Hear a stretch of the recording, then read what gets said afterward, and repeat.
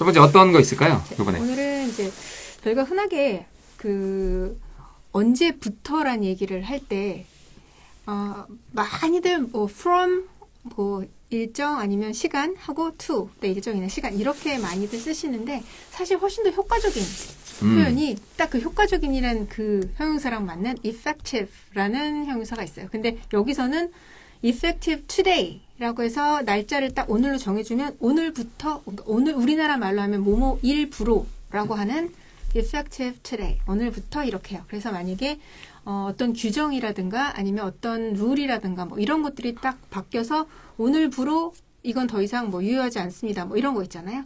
회사에서도 휴가 기간이 언제부터 언제까지는 이제 이걸 다 해줬었는데 오늘부로 이젠 더 이상 이런 휴가나 이런 것들은 인정해주지 않습니다. 이런 것들을 얘기할 때, 그러니까 룰 같은 걸 얘기할 때 되게 많이 쓰게 되는 표현, effective.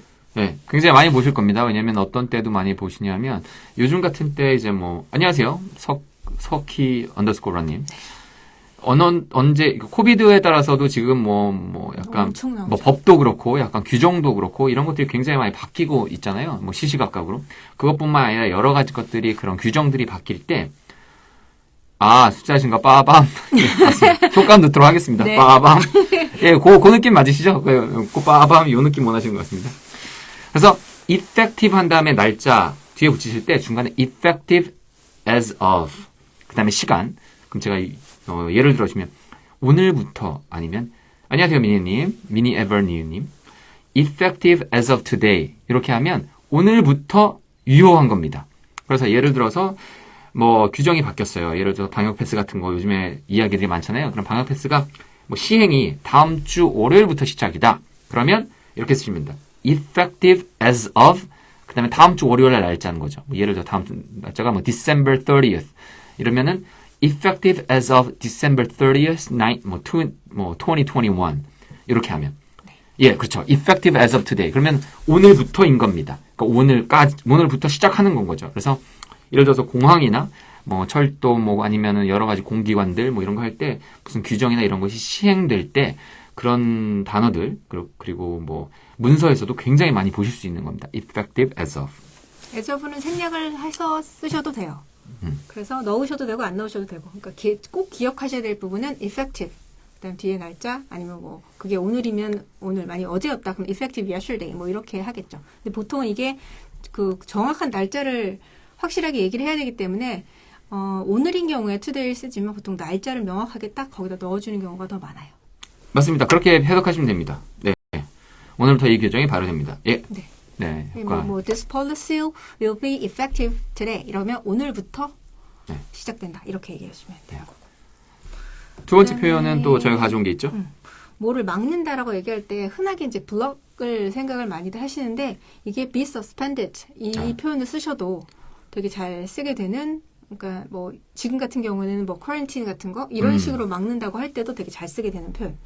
사실 suspend라고 하면 막는다는 생각보다는 분명히 쟤 정확당했어 이런 얘기할 때 서스펜드 당했다는 얘기를 많이 쓰게 되는데 사실 이건 막는다. 그것도 사실은 등교나 출석을 막는 거라서 그렇게 된 거라서 쟤 못 오게 됐어. 이래서 정확 이런 얘기를 하는 거라서 막는다라는 표현을 쓸 때 이 be suspended도 써보시면 좋지 않을까.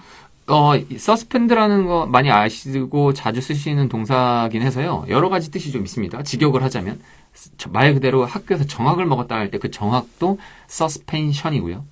그리고 이 정학 말고도 예를 들면 제가 만약에 그러면 안 되지만 음주운전을 했다거나 아니면 교통사고가 났다거나 그래서 제 라이센스, 드라이버 라이센스 제 운전 면허증이 서스펜드 되었다고 할 때도 그 서스펜드를 씁니다. 그러니까 이건 취소가 아니라 언제부터 언제까지 이제 못하게 된 유예된 거죠? 그런 거 할 때.